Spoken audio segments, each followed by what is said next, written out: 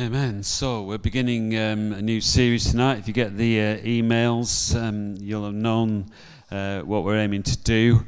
So over the summer, I'm guessing into the autumn, we'll be looking at this book, Tim Keller, Reasons for God. So Tim Keller has definitely been a massive influence on my life, both in what I've read. And for quite a few years now, I've listened to many sermons by Tim Keller. I've tried to go and hear him preaching twice when I've been in New York, but the way their church works, it's on different campuses, and they never ever announced where Tim Keller was going to be preaching. So you could turn up at the campus and it might not be him. And both times I've been, it wasn't him. So, Tim's preaching is well worth listening to on podcasts. He's got this incredible ability as part of his message to draw you always to Jesus and to the cross. Not just to teach the passage, but to find a way somehow. I mean, he could read a list of names in the book of Numbers out to you and still point it all to Jesus at the cross. I don't know how he does it, but he does. And that's taught me a lot about the shape of a sermon, the shape of a message, and making sure it's got a significant Christ-centered part of all that you're saying. So what we're going to do is, we haven't got it this week, but we'll sort it out. That if you'd like to buy the book, we'll buy it from 10 of those, so you will get it cheap. Marilyn got it cheap, £1 off in the Christian bookshop in Kendal. I got this for £3.50 from World of Books. Try World of Books, it's a great website, well worth going on. They're all second-hand, but usually in pretty good nick. So two quick stories before we begin. Whenever we got into like a biblical or a theological debate at home with my dad or my brothers, my mum would invariably trot out this saying, "I've just got a simple faith." She sort of said, "I've just got a simple faith." Now, I know what she meant by that, but I also know what she meant by saying it. She was trying to say, look, don't try and complicate things for me. I've just got a simple faith because I kind of don't want to think about it. Now, I accept that, it's fine, and some of us would find it quite intimidating to be made to start kind of thinking really about what might call the intellectual or academic side of Christian thinking. That's one story. The other story is I'd done 1 year at theology college, doing my theology degree, and alongside that, some of the training for becoming a pastor. And I played on the football team, and the football team was captained by a guy called Ian Provan. Now, he was 2 years ahead of me, but he was a very, very bright guy. Got a first-class honours in his theology, went off to Cambridge to do a doctorate, and for many, many years he's been a Old Testament theology lecturer at Regent's College, Vancouver, which would make you very jealous because he would have spoken and worked alongside people like Jim Packer and Eugene Peterson and Gordon Fee, just to name but a few. But anyway, but I'll never forget him. At the end of my first year, just speaking to me and saying, "Andrew, you do know this is true, don't you?" And I was like, "Yeah, of course it's true, of course it's true." And he says, "No, it's not true because it's true for you. It's not true just because you need it to be true or it's true in your heart. It's true because it's true." And I was like, it took me a while for that to dawn, but suddenly I had another conversion. And it's not because I am an intellectual, but I did have an intellectual conversion because of that short conversation with Ian Provan. And that got me reading people like C.S. Lewis, a guy who was writing a lot back in the early 1980s and the 70s, a guy called Francis Schaeffer, who were Christian thinkers and kind of really applied themselves. I'm not talking about C.S. Lewis's children's stories, although his science fiction stories are equally brilliant, you've got to know that. But books like Mere Christianity and The Abolition of Man and stuff like that, where he's kind of speaking into Christianity at a thinking level. So that kind of affected me. And I know I am not an academic theologian, you've got to know that. And I'm not as good at this stuff as I think Pastor Jamie is. He's kind of much sharper on this stuff than me. So I can't wait for him to come back off holiday and give me some relief. So anyway, but we're going to have a look at this tonight. I want to read scripture first, though, before we dig into Tim Keller. And I want to read from Psalm 19. But first of all, just a short verse from 1 Peter chapter 3, where Peter says this, 1 chapter 3, verse 15. In your hearts set apart Christ as Lord. Always be prepared to give an answer to everyone who asks you to give the reason for the hope that you have. All right? So in your heart, set apart Christ as Lord. And it's almost like in your head, make sure you've got reasons. Now, for most of us, the number one reason we have is simply, I've met Jesus. And he's changed my life. And that's our testimony. Whenever it happened, however it happened, that is the number one reason most of us have. And it's an absolutely brilliant reason. And to some extent, nobody can argue with that. That you know you've met Jesus, you know him personally, and you know he's changed your life. But let's read Psalm 19 and look at a couple of other good reasons before we dig into Tim Keller.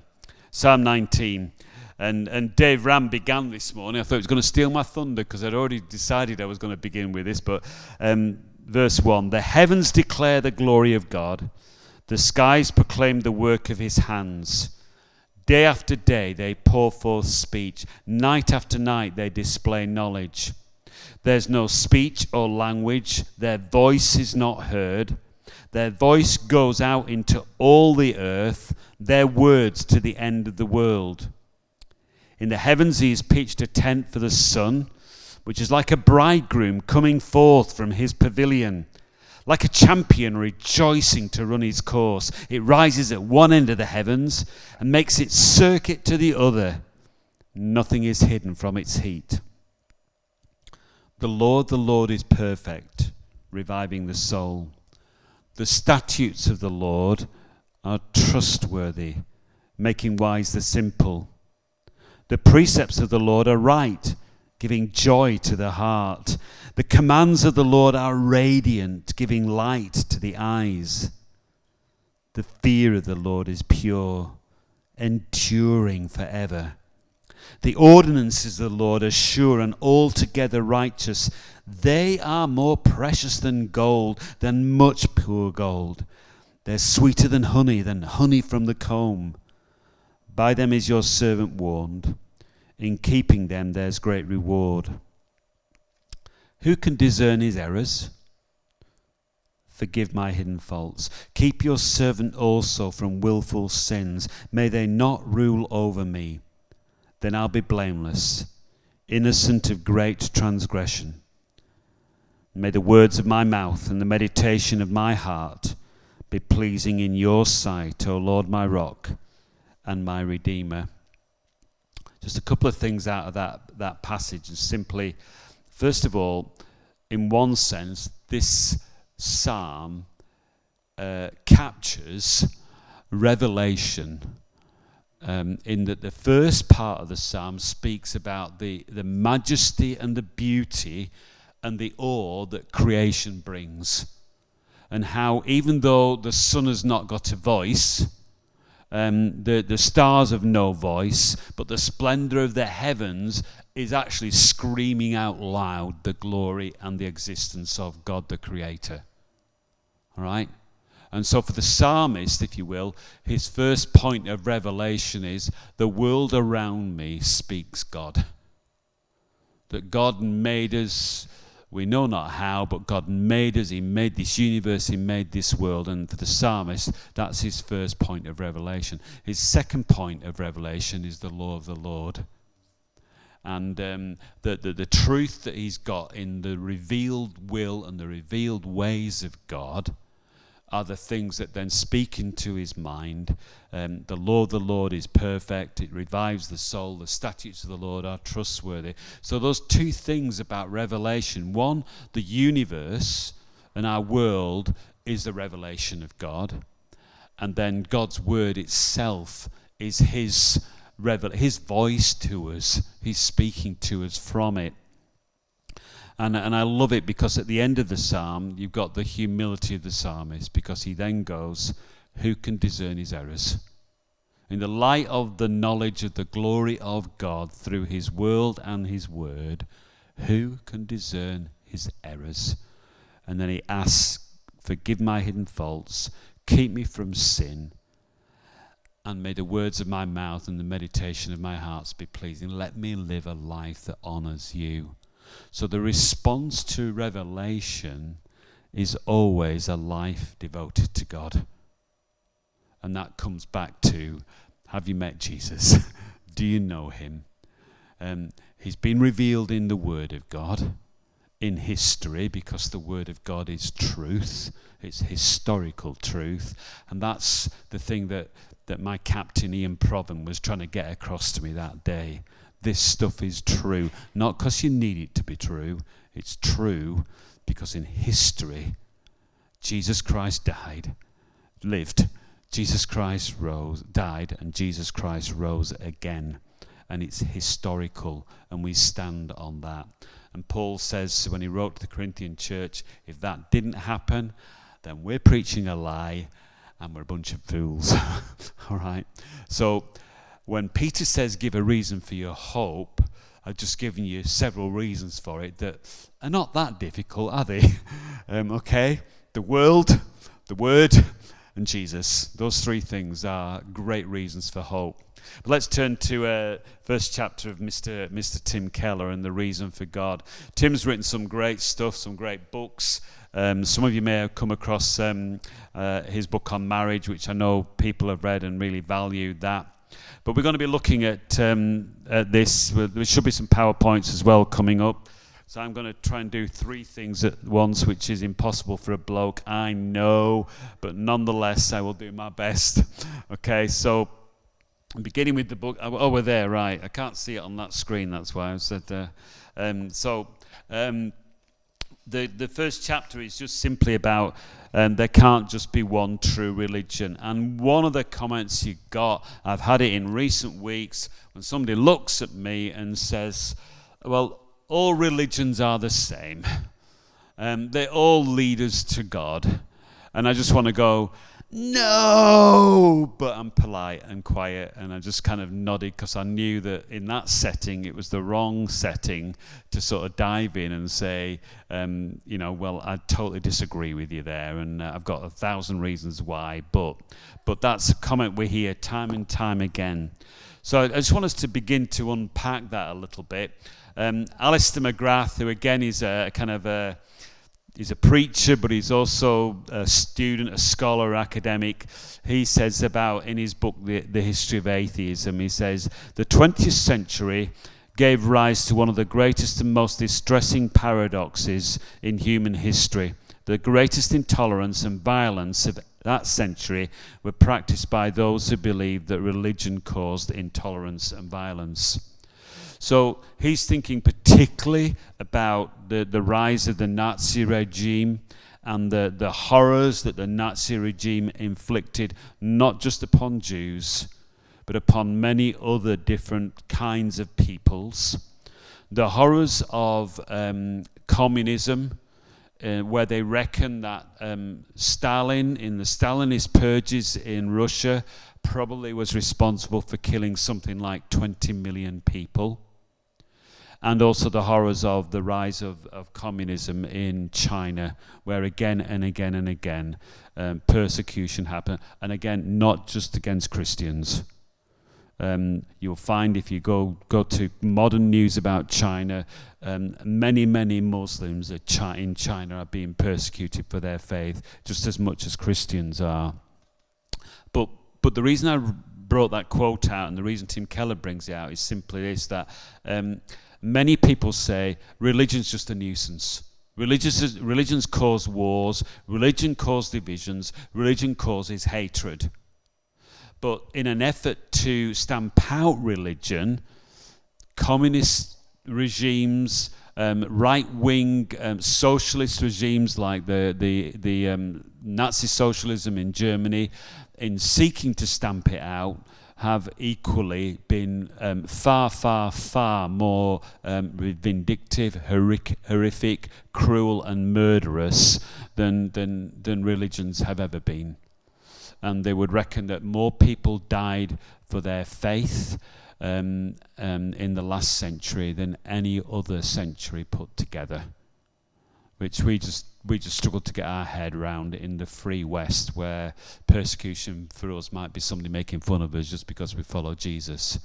But anyway, that's just kind of a thought as we begin. So kind of one of the first points Tim Keller speaks is just simply down with religion, and makes this point that all major religions are equally valid and teach the same things.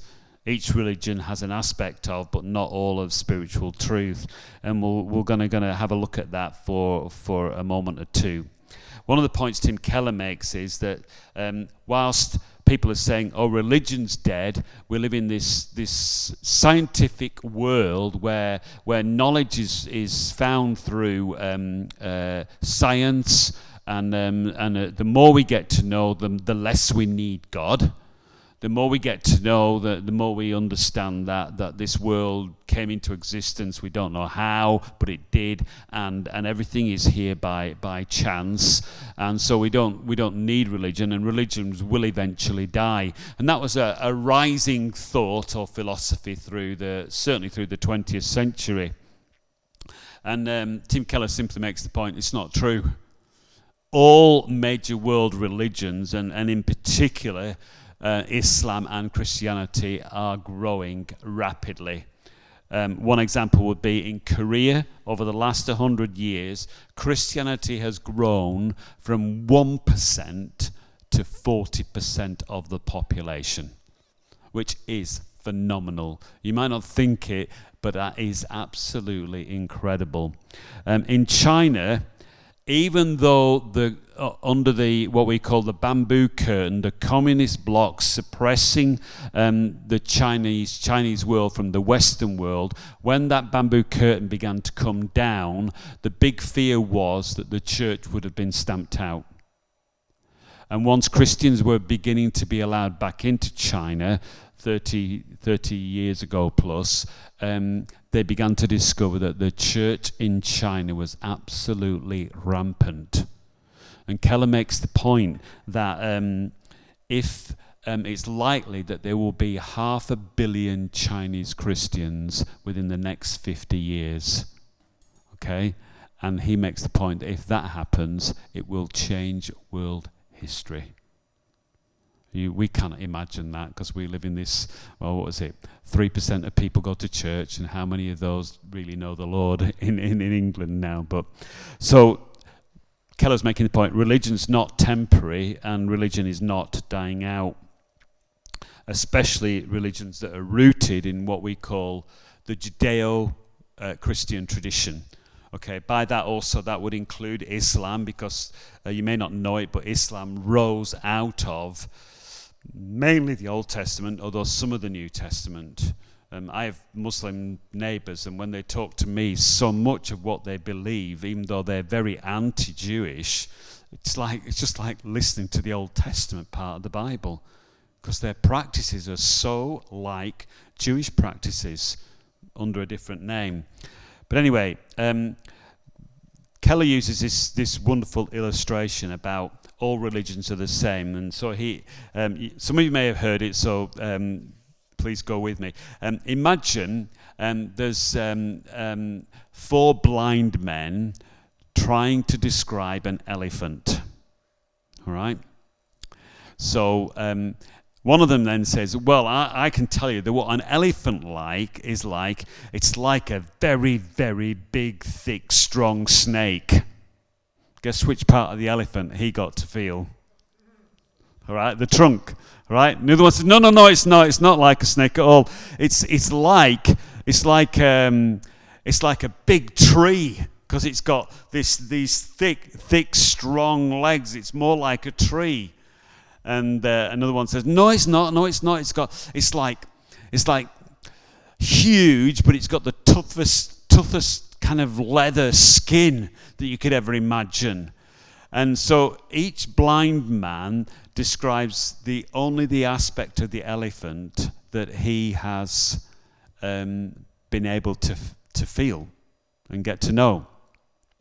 Now, Keller makes the point that when we say all religions are equally valid and they all teach much the same things, one, it shows a little bit of ignorance about religions. So, for example, most people say, well, Buddhism's a really nice, peaceful religion. Actually, it's not.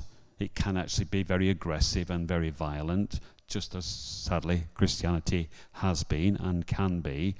But Keller says, in order to say all religions are the same and they all teach the same things, you have to have seen the whole of the elephant. But if you're saying we can only see part of the elephant, then you're actually contradicting yourself. Because if you're saying all religions just teach a different aspect of God or a distant aspect of thinking about God, to be able to stand back and say, no, they only teaching a different aspect means you're assuming that you can see the whole, which Tim Keller says is just a little bit of an arrogance. And because I don't think we can see the whole anyway. I always think whenever we're thinking about God, we're only ever scratching the surface about God. So we have to come to this with a lot of humility. But that statement just doesn't, Keller said it just doesn't really wash it all, because you're making a statement of dogma or doctrine and saying they're all the same. And they're all like blind men feeling an elephant. But then the blind man who feels the trunk can't possibly know what the legs of the elephant are like. So actually, they're not all the same either. And when you find out that Hinduism has 1 million gods in its pantheon, that's very, very different from one God in Jewish religion or one God in Christian religion. So they condemn the religion, but basically make some statements of, dare we say, arrogance about knowledge. And then they'll go on and say, well, religious belief is culturally and socially conditioned to be valid. And the point that some will say, look, if you were born in a Muslim family in Morocco, then you would be brought up a Muslim, and you would think that the Muslim faith is the only faith to follow, right? So therefore you were conditioned by your parents, you're conditioned by the vastly Muslim culture around you, so your religious belief is just a product of your social and cultural surroundings, okay? So I would say, yep, that's me. I was brought up in a Christian home, thankful for that. I was brought up to go to church, I am thankful for that. There came a time in my life when I had to think things through, and I'm grateful to people like Ian Provan for that. But the point that Keller makes is that if you're asserting that and saying religious belief is cultural and socially conditioned, if you were brought up in the deep South Bible Belt of America, where fundamental Christianity prevails in many of their cultures, but you came to a point where you were a pluralist, and you decided that religious belief was just culturally and socially conditioned, didn't you just get socially conditioned by the university you went to that denied Christ? Didn't you get just socially conditioned by other factors around your life and other decisions that you've made and chosen? In other words, for you to make that statement, again, it's a little bit arrogant, because you're not recognizing your own position and the fact that if I'm culturally and socially conditioned by my upbringing, by my parents, then so's the pluralist who's making this very statement themselves. Okay? So that's just another thought. And then the next one Tim Keller deals with, I'm sorry, I always feel like I'm really going far too fast with these notes, but it's arrogant to assert the rightness of your religious claims and seek others to convert to it. Okay, so we've had different ways of converting people over the years. Sadly, some of that has been historically through horrific violence. And so people who are often anti-religion or anti-religion, and particularly anti-preaching the gospel or teaching Islam, what they call proselytizing, trying to get converts, they are really saying that, well, it's not on. We just can't seek to convert other people. The saying that you are right over against others is you're being arrogant, you're being proud, you're being stubborn when you say that. But again, if you make that claim, you're actually making it from a belief in yourself that it's wrong to convert people. So if I sit down with Nay tomorrow morning and say, Nay, I'm sorry you've got this Christianity stuff all wrong, and I just want you to show you that that it's wrong to try and convert people, what am I doing? I'm trying to convert her. I'm trying to convert her to a different way. So you're in a bind there, what they call a bind, because you can't say it's wrong for Nay to try and convert people. And for me to try and stop her because I'm trying to convert her to a different path just by simply doing that.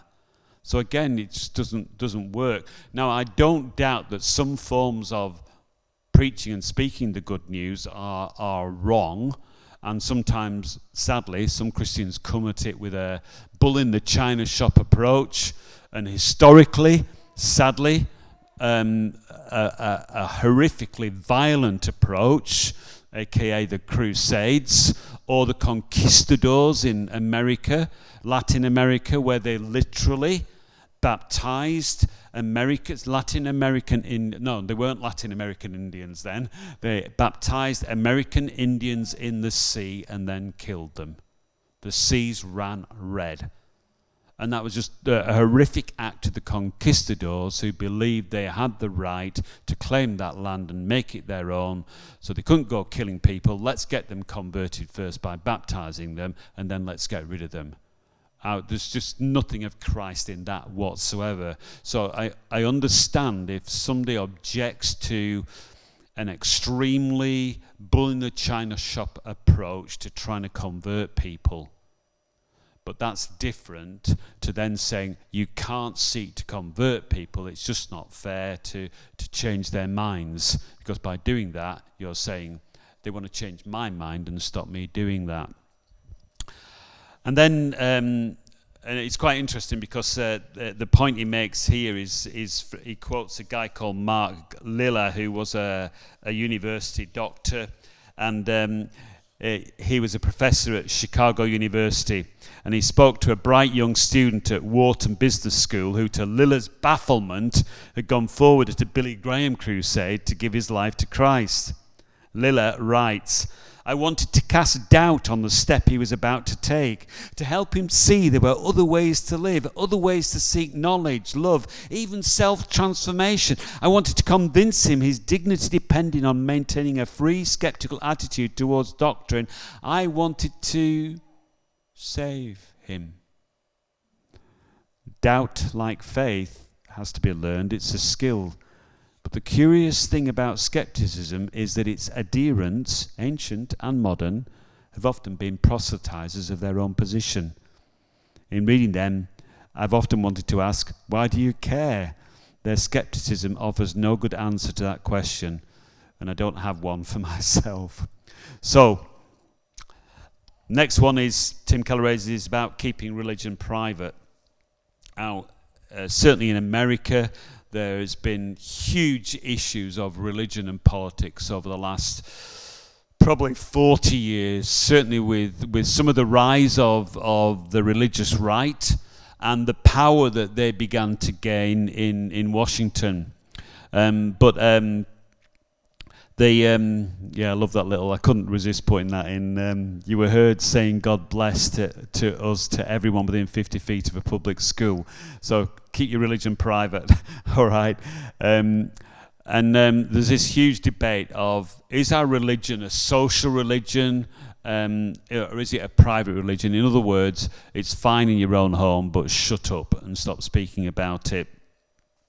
But the reality of it is, again, the minute you say that, you said that your view, your worldview, is right as opposed to my worldview, and I should shut up about mine, and you're allowed to influence others with politics or with education or with science. You're allowed to do that, and I'm not.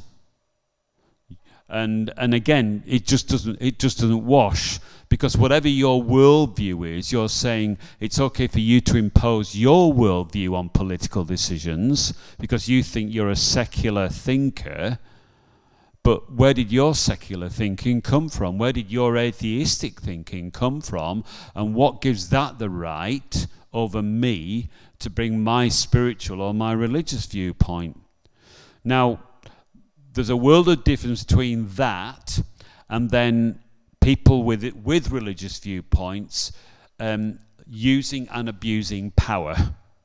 And sadly, those lines can get crossed in politics every bit as much as secular uses and abuses of power. And so there's got to be, again, we've got to come at that with a great humility. Some of you may know that the Roe versus Wade abortion law that was passed back in the late 60s in America has been overturned recently, largely because Donald Trump, in his great wisdom, appointed pretty right-wing judges in the courts, so they'd overturned it. Now, from a Christian point of view, you've got to applaud that.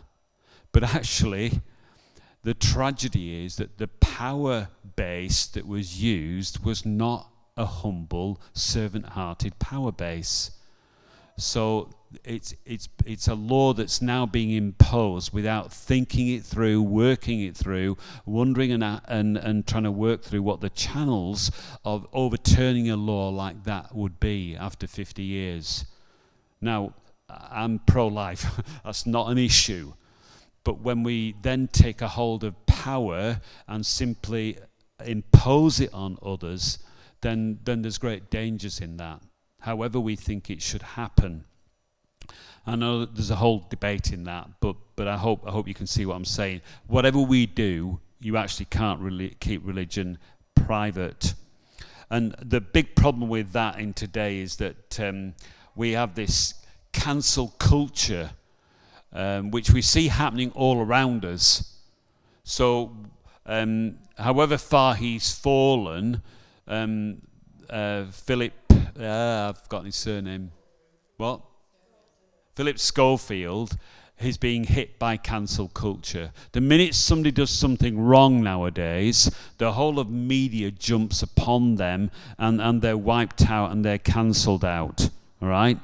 But our problem is, from a Christian point of view, whether if we believe and bravely say something different to the views and beliefs of others, we can get branded as phobic, we can be accused of using hate speech, and receive that ultimate brand of being cancelled. But the tragedy of that is that the people who are doing that will be the people who say we need to have a liberal mindset. The minute you say you have to have, you've made a doctrine. And you said your mindset is right, mine is wrong. So then the last thought before we kind of discuss is simply that I believe that when it comes to thinking through our faith, we have got a challenge to make sure that we thought it through. I believe we've got a challenge to come at that with humility. I believe there are 1,001 reasons, and we'll work through some of these as we go through the book. The next one up is living in a world where we're coping with suffering, and how do we cope with a loving God in a world that's suffering. because again, understanding that and thinking it through it's just worth it. But for many of us, just beginning the journey of thinking, okay, do I have to think a little bit deeper about my faith and my reasons for faith? Then maybe the answer to that is yes. And maybe some of us do feel intimidated by some of the challenges that are thrown at us today. And sometimes that means we're intimidated into silence, simply because we don't sense we can give the right answer. Now, sometimes that's right. Sometimes we should just be quiet, because one little example was somebody close to me, not following the Lord, got into trying to draw me into an argument, but it was in front of 3 or 4 other people. And they were trying to draw me out. And I said, look, if you want to talk to me out this, let's get a cup of coffee together and we'll chat then. And they just insisted on trying to make me, and they got angrier with me for me not answering them. But I just sensed that in that setting, however much they drew me out, the best thing I could do was just be quiet. Now, I know you would find it hard to think I could be quiet. But anyway, but I know it. Now, actually, this last week I've exchanged texts with them and said, would you like to get a cup of coffee? And they just said, I'd love to. And then another text, by the way, sorry for the way I spoke to you in front of that group. So anyway, we're going to get a cup of coffee and have a chat together. So yeah, we've got to have answers. But I want to say this. We don't have all the answers. We don't know everything. And one of the tragedies of people who are stridently atheists is that they're saying we know everything. If you're not going to follow the Lord, in this secular world we live in, the most humble position you could possibly have is an agnostic position, because at least it says you might be right as Christians, atheists might be right, but we can't know everything. So agnosticism. But then we've got to pray that somehow Jesus will open their eyes. Okay, so sorry, I know that's gone really, really fast, but when you get a book like this, can I just recommend, it's not, I keep saying, it's not an airport thriller. You're right, it's not one you pick up and you're going to read that on the beach on holiday. I just usually expect to read it a little bit slower, maybe to pick it up and read a chapter once or twice. And sometimes I know I actually learn it a bit better if I do that, and then also write down some of the quotes, so that they're just getting in me a little bit better. You've got to know I can read a book like that. I can read it twice, think I've got it, I'll walk away. 2 months later, you'll say, have you read Tim Keller's Reason for God? I'll say, yeah, what's it about? I'll say, I'll have to go and look at the contents page again, because my mind doesn't work like that. I have friends who can just reel theology off just like that because they know it all. Oh, well, know most of it. And I'm like, I can't do that. So anyway, that when you get the book, if you get the book, that's just a tip for read. So we're going to ask some questions. First of all, just an honest question. Do you feel intimidated by secular arguments against Christianity? Sorry about the typo there. Secondly, do you believe it's appropriate to make exclusive claims to Jesus Christ, and why? And then, how might you speak to someone who spoke against your Christian beliefs? So just some thoughts to chat around in your groups for 10, 15 minutes or so. And then there should be, have we got the QR codes, Skylar? If you've got a smartphone, you can go on this Slido app and you can fire some questions in for Naomi to answer later on. Okay. If you don't ask questions, I'll preach, I promise. Did anyone hear anything interesting in their group to start us off? Something they found interesting about the questions of before?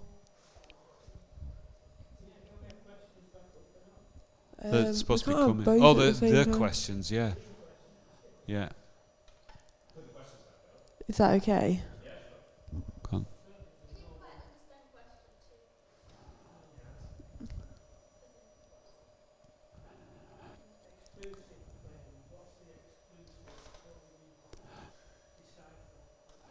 Well, so I mean, because we're Christians and because we stand both on the Word of God and on the our belief in the Lord Jesus Christ, our exclusive claims are that, say for example, Philippians chapter 2, that God has raised him up and made Jesus both Lord and Christ, and every knee will bow to him. So that's an exclusive claim that we're saying Jesus is God, Jesus is Lord, and we everything in all of creation will bow to him. We'll next week when we look at Colossians chapter 2, the next part of Colossians, Paul makes some powerful statements about Jesus Christ, which makes it very clear that our claims about Jesus are exclusive. The problem is some people turn around and say, no, you're not being, you're being arrogant. All I'd say is that you're not arrogant if you're right. You know, because it's not nice to say, and I think you have to say it very carefully in the right situations.